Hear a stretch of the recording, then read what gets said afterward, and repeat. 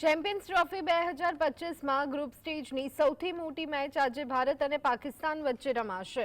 આ ટુર્નામેન્ટમાં ભારતનો બીજો મુકાબલો છે। ટીમે પહેલી મેચમાં બાંગ્લાદેશને હરાવ્યું હતું, જ્યારે પાકિસ્તાન પહેલી મેચમાં ન્યૂઝીલેન્ડ સામે હારી ગયું હતું। એટલે જો પાકિસ્તાનની ટીમ આજે હારી જાય છે તો તે લગભગ ટુર્નામેન્ટમાંથી બહાર થઈ જશે, જેને લઈ જીએમડીસીમાં ક્રિકેટ રમતા ક્રિકેટ રસિયાઓમાં ભારે ઉત્સાહ જોવા મળી રહ્યો છે।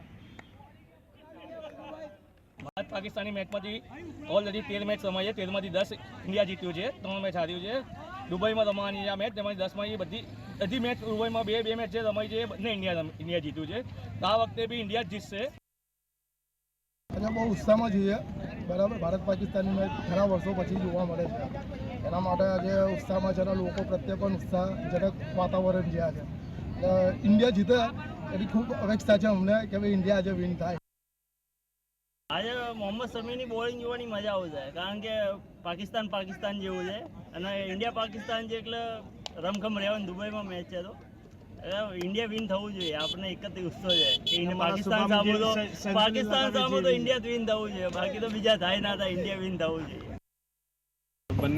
બંને પ્લેયર ફોર્મમાં જ છે, બંને પ્લેયર સારું જ પ્રદર્શન કરશે અને ટીમ ઇન્ડિયાને જીતાડશે, 100% જીતાડશે। અને ચેમ્પિયન ટ્રોફી બી આ વખતે ઘરમાં જ છે, તો 2013 પછી 11 વર્ષ પછી 100% જીતશે અને આખી ટીમ સારું પરફોર્મન્સ કરશે। મોહમ્મદ શમી બી સારું રમશે, હાર્દિક પંડ્યા બી સારું રમશે, વિરાટ કોહલી, રોહિત શર્મા બધા સારું રમશે। ઉત્સાહ તો બહુ સારો છે અને અમે બધા તો પહેલેથી ઈચ્છીએ જ છે કે આપણે ઇન્ડિયા જ જીતે।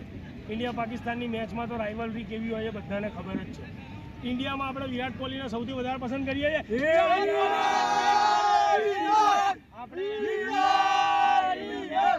આપણે સૌથી પ્રથમ રોહિત શર્માની કેપ્ટનશીના માટે વાત કરીશું। રોહિત શર્મા આપણો સારો એવો કેપ્ટન છે।